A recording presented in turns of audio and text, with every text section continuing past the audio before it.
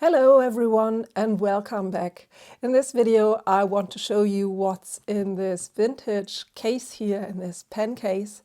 And this is a pen set that belonged to my grandmother. She gave it to me a few years back when she was still alive and said she was sure I could make good use of it. I want to draw a little bit with them and show you these special pens here. Okay, so let's open up this case. So this is a really nice blue leather case with a cute little zipper. Really like this one. It's small and compact, and it has two pens in it. So there's a fountain pen and a ballpoint pen, and both of them are made by Montblanc. This is their logo. I think this is supposed to be the snowy mountain of Mount Montblanc, which is the tallest mountain or the highest mountain of the Alps.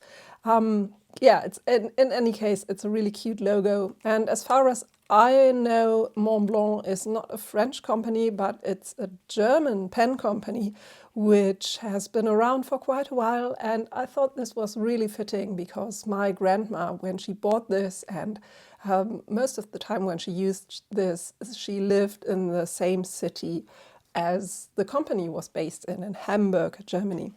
So she bought this sometime in the 1960s, probably the early 1960s, and she bought this set as a gift for my grandfather. And what I could find out about this fountain pen is that this is a Montblanc 22.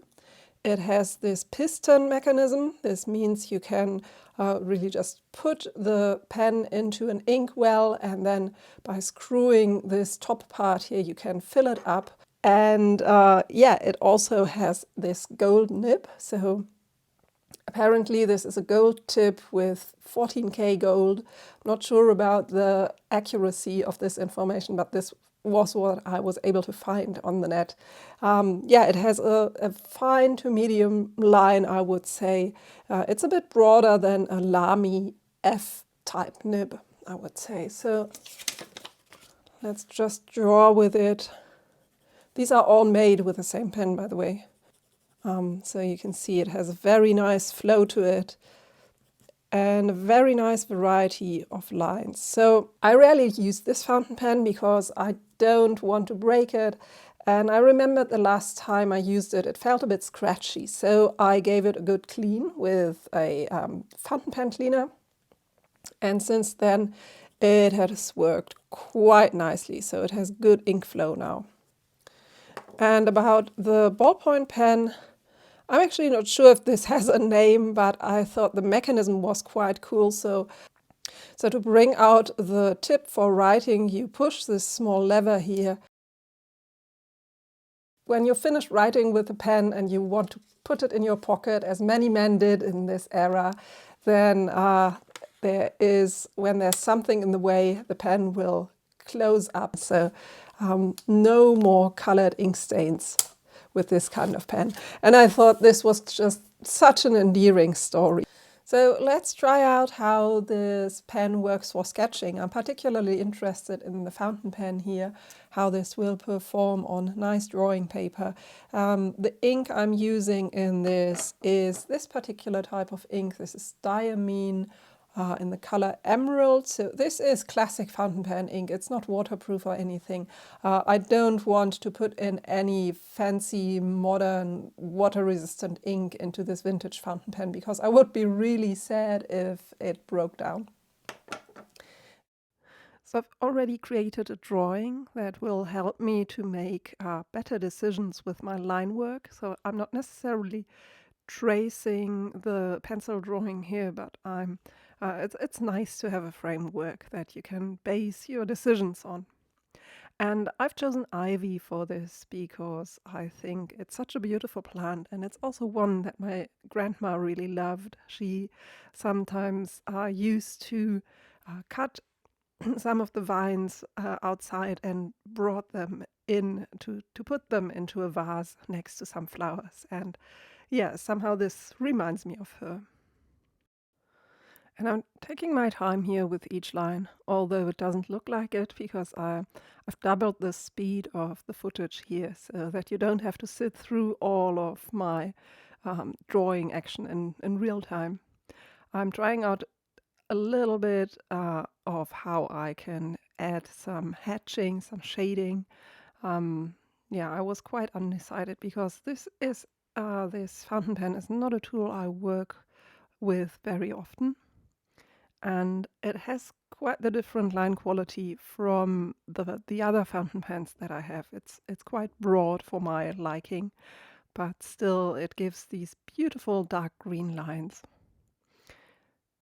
So I'm working my way through all of the leaves here, and the great thing about having a real subject to draw from here and to observe is that you can just slightly turn it in your hand and see if you need to adjust the lines a little bit.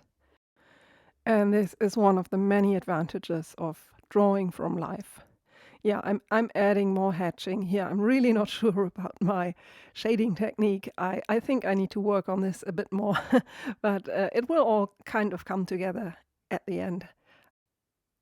So my main concern right now is really matching the shapes that I see and the different angles. And yeah, I'm not really concerned with value right now with any of the dark and light areas.